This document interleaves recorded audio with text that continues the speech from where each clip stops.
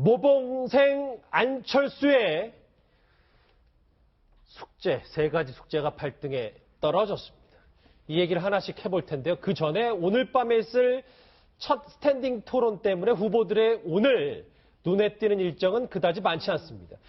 그래서 이 얘기를 좀 해야 될 것 같은데, 안철수 후보 숙제 같은 건 절대 미루지 않은 모범생 같은데 지금 암초 숙제가 닥쳤습니다. 화면으로 만나보시죠.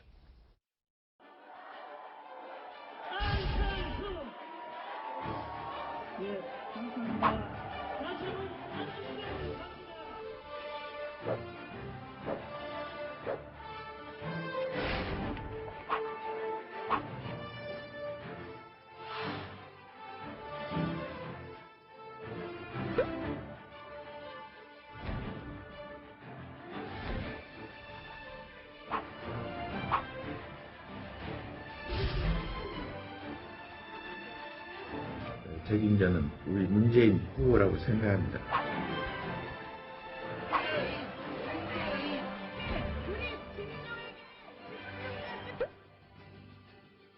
먼저 제4차 거기 국민의당에 여의도 요물이한 사람이 있어요.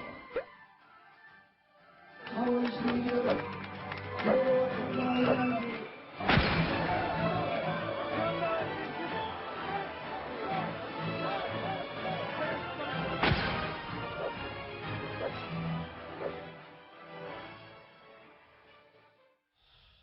안철수 후보에게 좀 집중을 좀 해보겠습니다. 그 사이에 두 분 나오셨습니다. 소정석 국장, 박상원 소장 나오셨습니다. 어서 오십시오. 박상원 소장님께 좀 여쭤볼게요. 여론조사 결과도 오늘 나왔고 보니까 안철수 후보가 약간 지지율이 일시정지라는 평가들 많고 홍준표 후보도 조금 올랐고 이걸 우리가 좀 어떻게 내밀하게 좀 봐야 되는지요?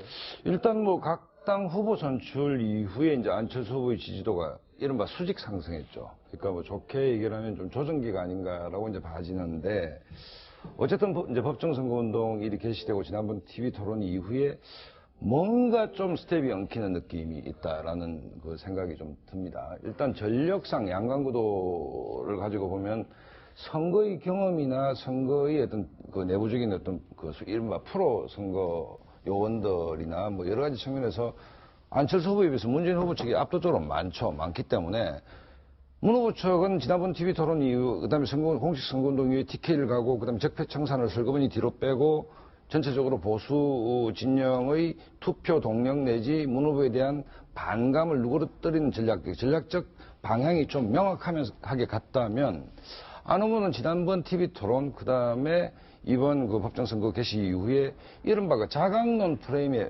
좀 빠져가지고 자기가 진정으로 필요한 보수표를 어떻게 견인할 것인지에 대한 전략적 방향을 보여준 적이 없습니다.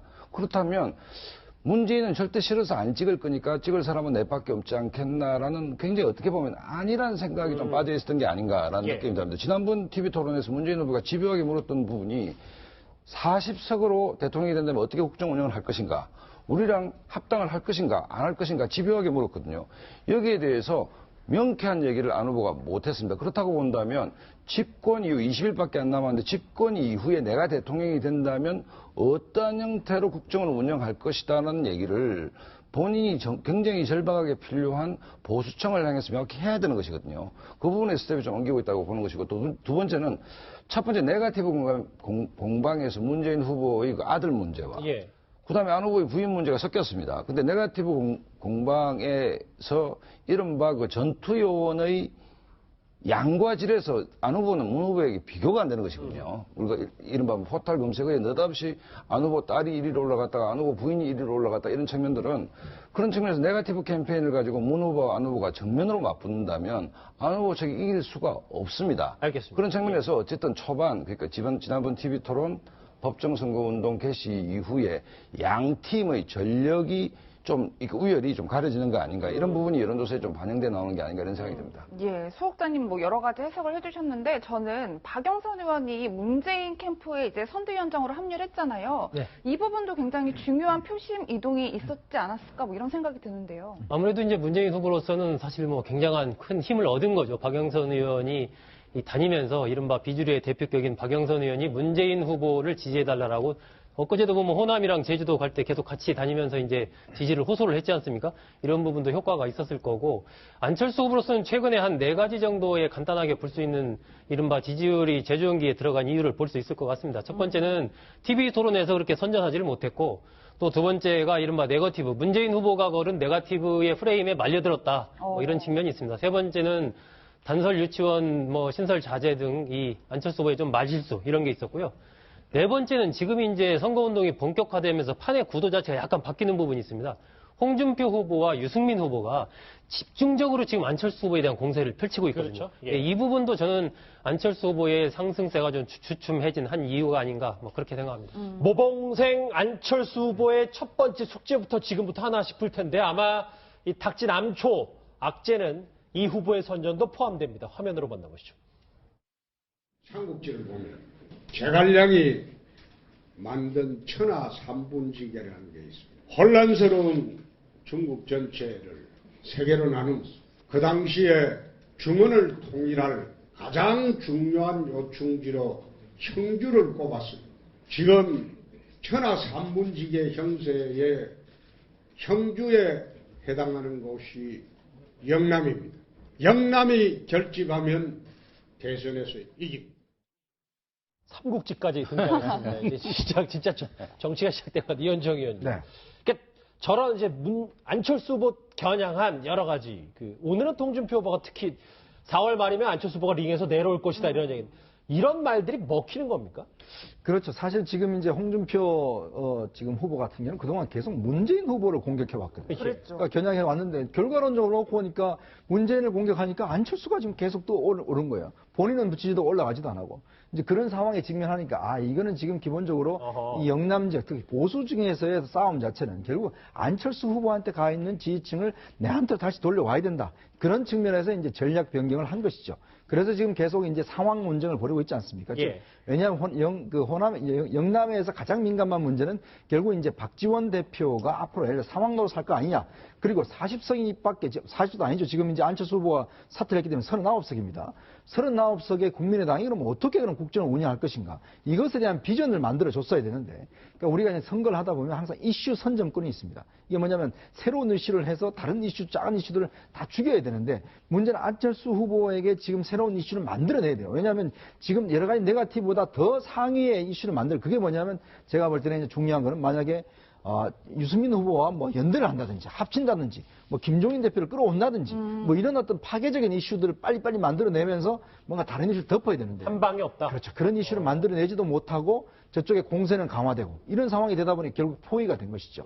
그래서 지금의 지지도가 나타나지 않나 싶습니다. 예, 실제로 홍준표 후보의 지지율이 보름 만에 2자릿수를 회복을 했는데 만약에 끝까지 이 3강 체제가 구축이 된다면 만약에 안철수 후보에게 굉장히 불리해지는 거 아닌가요? 결정적으로 불리한 거죠. 결국은 그동안 늘 지적했던 대로 보수 중도표가 반문 정서, 문포비아랄까? 문재인이 싫어서 안철수 후보 쪽으로 옮겨갔는데 그 표가 문재인 후보처럼 견고한 표가 아니지 않습니까? 유동성이 강한 표예요.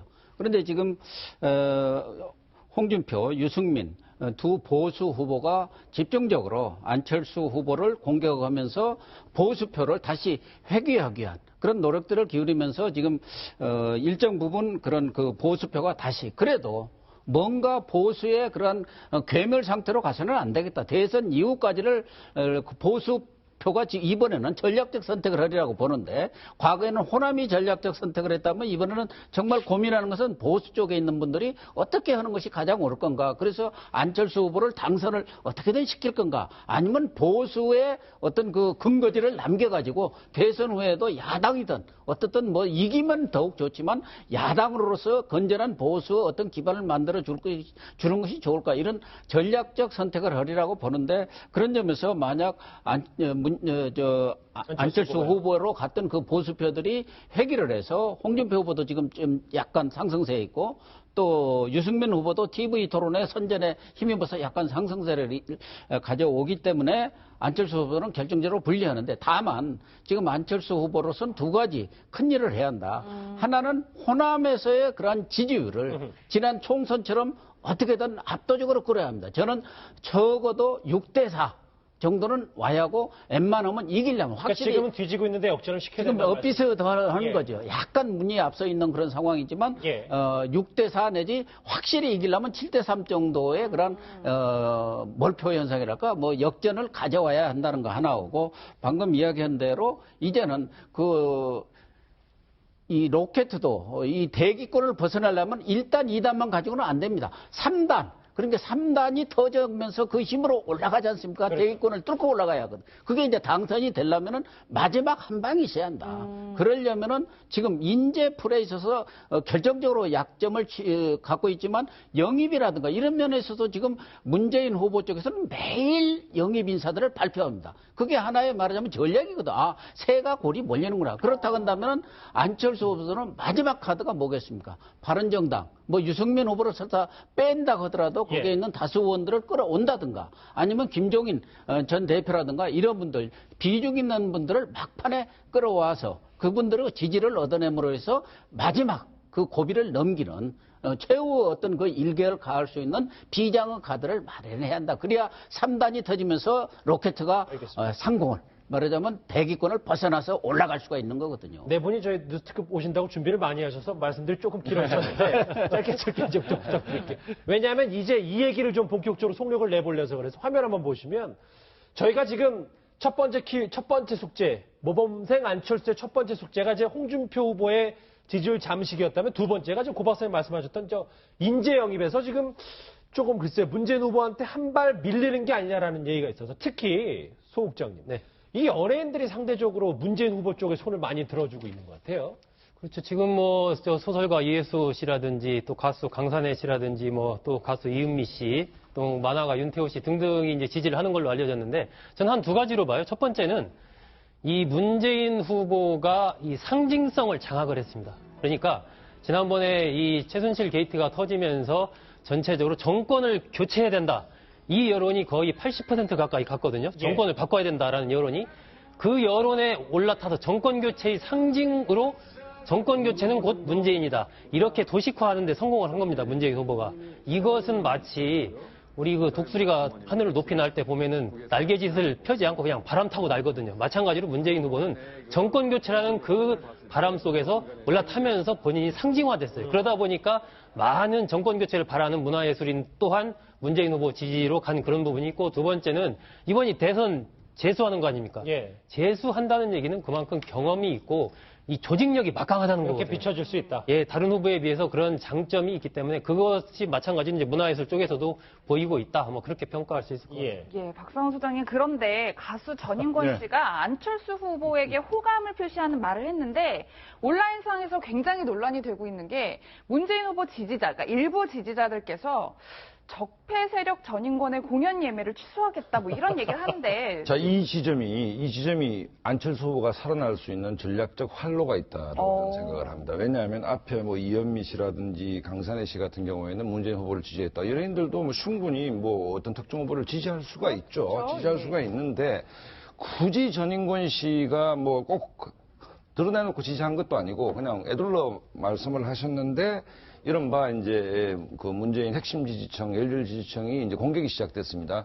이번 대선의 시대 정신은 정권 교체도 있는 것인데 안철수 후보가 대통령이 돼도 정권 교체인 것이죠. 또 하나 뭐가 있습니까? 소위 그 박패권, 이른바 반패권 연대를 해야 된다는 게 있지 않습니까? 이렇게 열렬 지지층은 문재인 후보 못지않게 박근혜 전 대통령도 많았지 않습니까? 이 지점.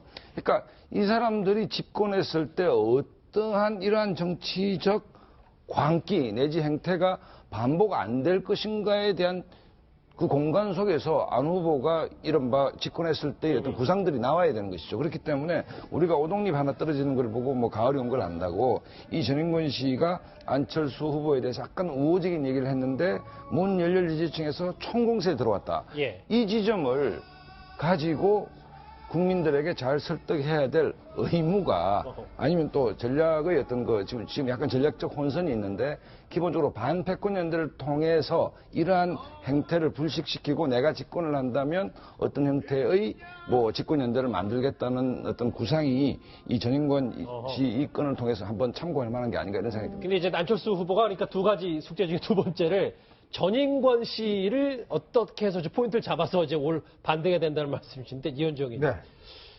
문재인 후보 지지자들은 이제 여성적이긴 확실히 하네요. 저런 얘기까지 나오는 걸 보니까요. 그러니까 이게 지금 사실 제일 문제가 되고 있는 게 바로 이제 본인이 지지하는 사람에 대해서 뭐 지지하는 거야 뭐 당연하죠. 민주주의 사회에서. 근데 이제 다른 사람을 지지한다고 해서 그 사람이 나와 생각이 다르다고 해서 그 사람은 적폐고 청소돼야 될 대상이고 이런 방식으로 사고를 한다는 것이거든요. 자, 그것에 대해서 어떤 면에서 보면 문재인 후보가 좀 단호하게 대처를 했어야 됩니다. 지난번 뭐라고 그랬습니까? 그 어떤 이 안희정 이제 중남자 있을 때 그 양념이라고 이야기를 했지 않습니까? 예. 자, 그런 게 보면 본인은 좋죠. 사실은 뭐 저렇게 열렬 지지해주고 그것이 하나의 동력이 되고 그동안 모든 어떤 그 난관들을 보면 사실 저 지지층 때문에 이제 뚫고 나온 것이거든요. 물론 고맙겠죠. 그렇지만 우리가 시대 정신이라고 하는 게 왜 우리가 박근혜 정권을 탄핵하고 왜 그 비난하겠습니까? 결국 저런 패권, 즉, 나 아니면 딴 사람은 다 나쁜 사람들이 악이야. 이런 사고를 이제 제발 좀 그만하자는 게 바로 이 시대 정신 아니겠습니까? 예. 그 탄핵의 정신이고 저는 촛불의 정신이라고 봅니다. 자, 그러면 새로운 어떤 이 새로운 정권, 새로운 시대에서는 정말 다른 사람 것도 인정하고 공존할 수 있는 그러한 공간을 만들어야 되는데 실제로 그런 공간을 과연 문재인 후보가 만들어줄 수 있느냐? 그럼 자기 지지층들에 대해서 좀 더 엄격해야 되는 것이 아닌가? 저는 그런 생각이 들고 그렇기 때문에 정말 문재인 후보의 지지를 그 당선을 바라시는 분들이라면 절대 다른 사람들한테 정말 갖은 욕설을 다 하는 거. 저도 많이 당했는데 솔직히 뭐 한마디 하면 아주 난리가 아닙니다 사실은. 그러니까 그 어떤 토론의 공간 자체 이것 자체를 사실 인정하지 않는 것이거든요. 자, 그렇기 때문에 저는 이것 자체는 보면 정말 우리 시대 정신을 좀 역행하는 것이 아닌가 저는 그렇게 생각이 듭니다. 안철수 후보는 스티브 잡스처럼 완벽증 있는 사람이다. 요 한마디 했는데 이제 여러 가지 파장이 컸어요. 그만큼 문재인 안철수 두 후보 간의 경쟁이 치열하기 때문인데 인재영입 관련해서 얘기하고 있는데 안철수 후보 오늘 오전에도 좀 암초를 하나 만난 것 같습니다. 그 목소리 관련 목소리 들어보시죠. 저는 김대중 대통령님을 친아버지 같이 존경하고 모셨습니다. 그러한 그 정신을 계승하고 그 남북 관계를 개선시킬 수 있는 책임자는 여러분도 마찬가지입니다만은 우리 문재인 후보라고 생각합니다. 네, 지금 안철수 후보 호남 민심에 굉장히 민감할 텐데 큰 타격이 될 수 있다라고 볼 수 있을 것 같아요. 뭐 큰 타격까지는 안 가지만 좋은 환경은 아니죠. 아까도 잠깐 말씀드렸습니다만은 저러한 그 영입 인사들이 거의 지금 문재인 후보 쪽에서는 매일 이루어지고 있는데 안철수 후보 쪽에서는 그런 일들이 이루어지지 않고 있고 특히 문재인 후보는 과거 총선 때도 그랬지만 본인이 직접 열심히 뛰고 공을 들여서 꼭 필요한 사람들을 지금 자기 쪽으로 이렇게 끌어왔지 않습니까? 예. 이번에도 뭐 동교동계에도 인사들 몇 분도 이렇게 문재인 지지를 선언을 했습니다만 그동안 국민의당 쪽으로 가는 것이 아닌가 하게 이렇게 소문이 났던 김덕용 전 의원도 그분도 오늘 이 문재인 후보 쪽으로 이렇게 방향을 틀었죠. 그 YS 아들 김현철 씨도 물론 문재인 쪽으로 이렇게 지지 선언을 했고, 뭐 동교동계라기도 워낙 뭐 폭이 넓습니다. 그렇기 때문에 그분들이 뭐 100% 동교동계라고 해서 뭐 꼭 안철수 후보를 지지해야 할 이유도 없는 것이고, 이제 동교동계 주력이라고 할 수 있는 뭐 권노가 고문이라든지 뭐 또 김옥두 의원 등 그 뭐 대다수 의원들은 국민의당으로 갔지만 또 거기에서 일부 생각이 다른 분들은 또 문재인 후보를 지지할 수는 있는데 그러한 경향성들이 안철수 후보 쪽에는 우호적으로 작용을 안 하고 있다는 거. 그런 것들이 이제 상당히 안철수 후보 쪽에서는 걸림돌이 될 수밖에 없죠. 예, 소극장, 예, 말씀하시죠. 한마디만 드리면 저분들은 영입된 분이 그냥 거기 계셨던 분들이에요. 아, 민주당에? 그냥 거기 계셨던 오늘 분들입니다. 그냥 지지선언만 따로 한 그러니까 겁니까? 제가 볼 때 좀 이 영입이라는 이야기가 좀 어떤 면에서 좀 그런데 할당을 안 했으니까. 할당 계속 계시던 분이 그냥 지지선을 한 거예요. 그러니까 제가 볼 때는 이게 뭐 새로운 분들을 좀 영입하면 모르겠지만 그냥 거기 계속 계시던 분을 그냥 저렇게 한다고 해서 저걸 영입이라고 한다면 이거야말로 사람이 선거전에 이제 하나의 경쟁이죠. 그래도 어찌됐건 그러면 반대로 생각하면 안철수 후보 입장에서는 이제 동교동계를 소국장님 더 모셔오지 못했던 것. 그러니까 뭐 아무리 그냥 잔류라고 말씀하셨어도 안철수 후보 쪽에서 팔 걷어붙이고 좀 나섰어야 되는 거 아니냐라는 생각이 드는데요. 근데 오늘 장제식 전 장관의 저런 지지선언, 저는 뭐 저런 부분들이 선거 전에 그렇게 꼭 긍정적인 효과만을 미칠 것인가에 대해서도 약간 좀 의문이 있어요. 왜 그러냐면 장제식 뭐 장관 지낸 게 벌써 언제입니까? 2000년대 초반인데.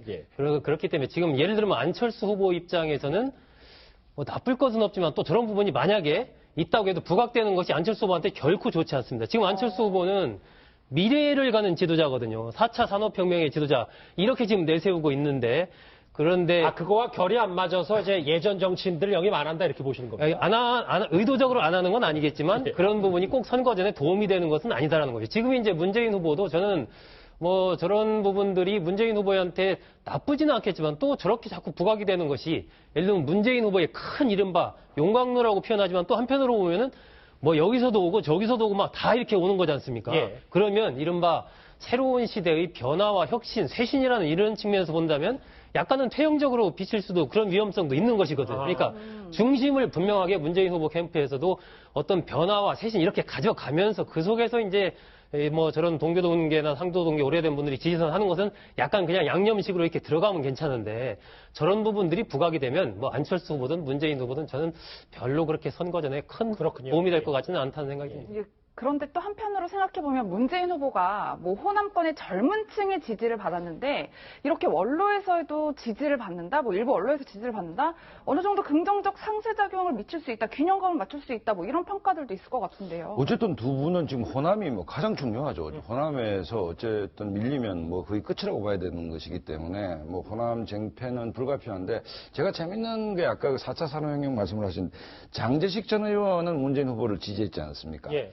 장제식 전 의원 가문이 호남에서 굉장히 명문가입니다. 그렇죠. 그 자식 중에 뭐 장하준 교수 있죠. 장하석 교수 있죠. 그 다음에 안철수 의원을 도왔던 고대의 그 장하성 교수는 조카입니다, 또. 그러니까 장제식 그 전 장관은 대중적으로 뭐 그렇게 유명하신 분은 아니면 소극적인 말씀하셨지만 어떤 효과가 있을 수 있겠다고 얼핏 생각이 드냐면 아버지가 문재인을 지지했기 때문에 자식들은 좀 더 유명한데 생각이 자식 조카들은 안철수 지지해야 되는데 뭐 우리 뭐 삼촌 아니면 아버님이 문 지지를 했기 때문에 어찌 보면 자식 조카가 훨씬 유명하지 않습니까? 뭐 그렇기 때문에 그런 효과가 있을 수도 있겠다라고 우스갯소리를 한번 해봅니다만 어쨌든 호남이 중요한데 뭐 건너갑 고문이나 뭐 김옥두 전 의원 그다음에 장제식 전 장관이 갔다 해서 호남 민심이 뭐 출렁거리면서 문 후보로 경사될 거라고 저는 보지는 않습니다만 어찌됐든 지금 우리 호남 분들은 모처럼 심리적으로 굉장히 편안한 대선을 지금 관망하고 있는 것이고 두 분은 어쨌든 호남에서 밀리면 끝이기 때문에 예. 그 홍준표 후보가 재밌는 얘기를 했지 않습니까? 대선 때는 빗자루 몽둥이라도 필요하다. 뭐 그렇기 때문에 뭐라도 해야 되는 두 분 입장에서는 그런 차원에서 본다면 어쨌든 선거 초반 흐름은 호남이든 어디든 간에 문 후보가 좀 타고 있는 게 아닌가 이런 생각이 좀 듭니다. 지지율이 일시 정지 중엔 안철수 후보의 첫 번째 숙제 홍준표, 두 번째 이 영입 인재 경쟁이었다면 마지막 미뤄둔 숙제는 바로 이 사람인 것 같습니다. 화면으로 만나보시죠. 박지원 대표가 그동안은 이 뒤에 잘 숨어 계시다가 이제 드디어 나오신 것 같아요. 안철수 후보가 되면 안철수 최순실이 박지원이 될 가능성이 상당히 높다. 국민의당에 여의도 요물이 한 사람이 누구라고는 말 못하는데 내가 국회 있을 때 그분하고는 친했습니다. 안철수가 대통령이 되면 대북 정책 대통령은 박지원이가 되죠. 세 가지 숙제 중에 마지막 박지원 대표인데 이현정 의원님. 네. 만약에 저게 숙제라고 판단을 한다면 제일 어려운 숙제가 될 수도 있고 또 숙제가 아닐 수도 있고요. 아마 이제 지금 영남 쪽 이제 그런 여론을 의식해서 이제 두 사람이 이제 박지원 대표를 계속 공격하고 있지 않습니까? 아하, 예. 또 이제 박지원 대표로 대표되는 이제 대북 햇볕 정책이라든지 이런 것에 대한 이제 좀 반감들 그런 것들 충분히 있기 때문에 그거를 이제 안보관이라든지 이런 것 좀 대칭하겠다 이런 전략 같아요. 자, 그러면 또 뒤집어 보면 어떤 면에서 보면 지금 이제 유승민 의원이 자꾸 저렇게 이제 박 대표를 거냐하는 것 자체가 보면 결국 두 사람이 합치기 위해서는 박 대표가 어떤 선택을 해야 될지 이제 그건 하나 또 제시해 주는 측면도 있습니다. 왜냐하면 지금 이제 유승민 후보 같은 경우는 뭐 어떤 식인지 결단을 해야 될 시기가 좀 오지 않겠습니까? 자, 그러면 결국 두 정당이 만약에 합친다든가 연대를 한다든가 후보 단일을 한다든가 이렇게 될 경우에 그럼 그 전제 조건이 뭐냐? 그럼 어떤 박지원 대표가 거기서 좀 쟁점이 될 수가 있는 가능성이 있어요.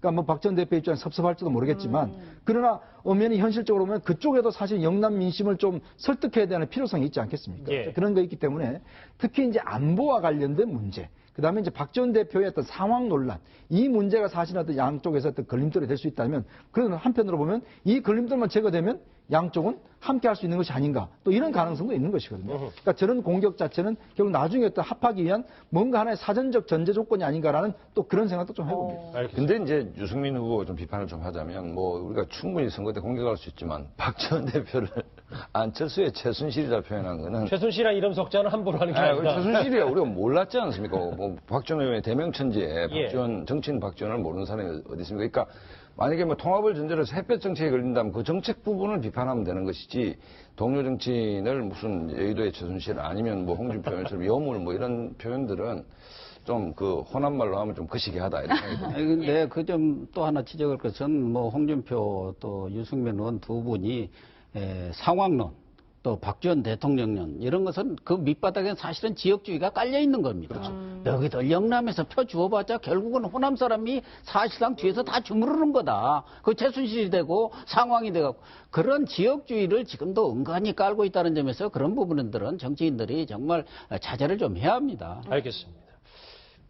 안철수 후보의 남은 숙제 3가지를 하나하나씩 심층적으로 다뤄봤는데 다음 주제는 좀 더 간명합니다. 주제부터 확인해 보죠.